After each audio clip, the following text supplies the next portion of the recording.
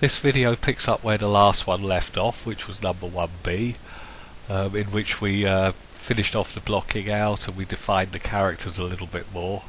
So anyway, as you've probably noticed, this one's a lot faster. It's not because I've swallowed a bottle of Provigil. It's basically sped up 4 times because there's about 20 minutes of painting and not enough happens to justify 20 minutes of YouTube time.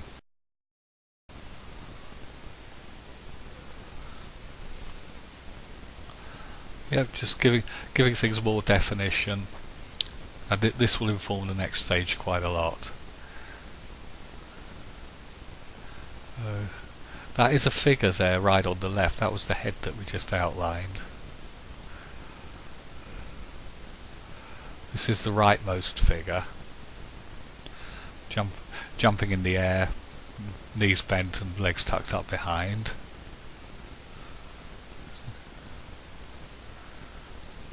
This is a figure, in case you can't see it, just standing on one leg.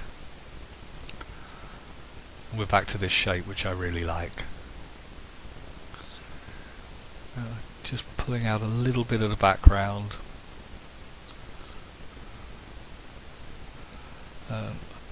As I said last time, it's almost like developing a photograph. This gradually comes more and more into focus.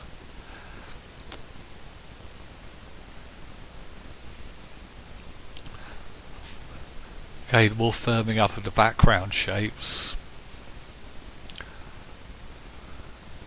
It's all about seeing.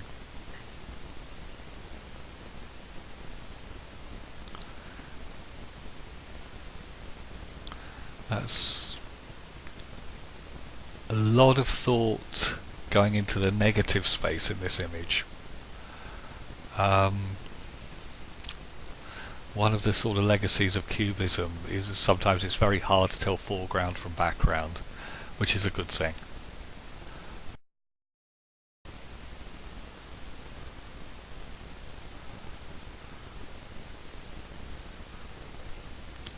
Now I'm seeing the painting almost in blocks,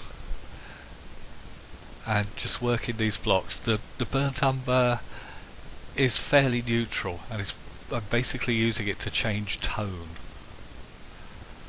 So here again, working on the background to define the face. Now just adding to this foreground piece, which is almost working in the traditional way of drawing the eye into the painting. But it's obviously not a traditional perspective work.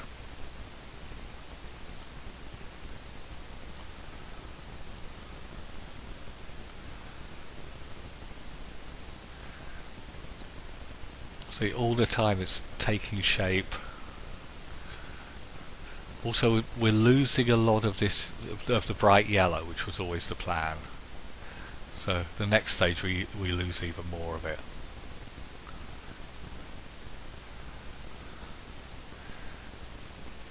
Now this is actually extending some of the existing lines beyond where they are. It makes the picture very dynamic, especially around where the main figure's 2 knees are. Sometimes here the lines just go through and they intersect, and it gives a slightly sort of geometric look that I like.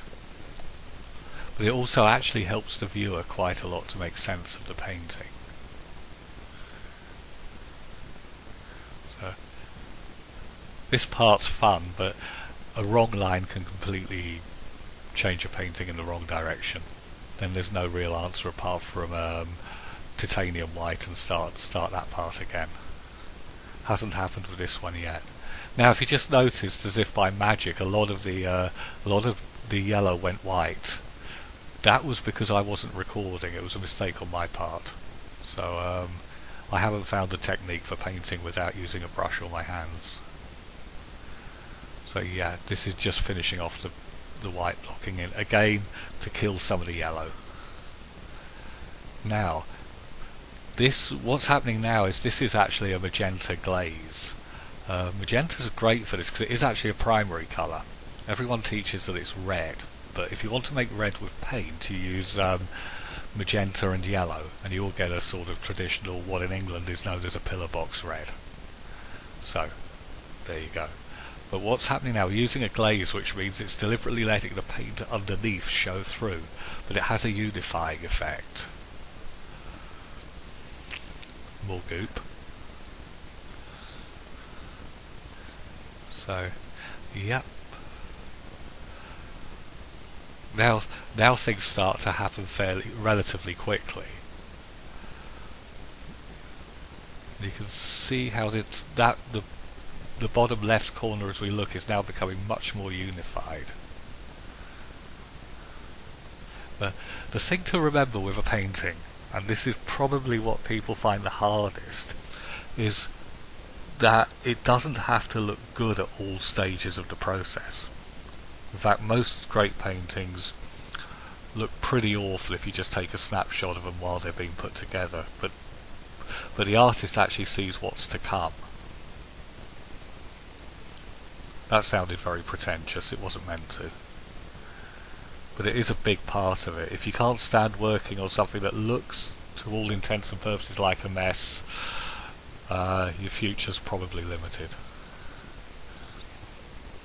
But here you can see now, especially on the left, the painting's beginning to take form. Obviously a lot more work to do on it.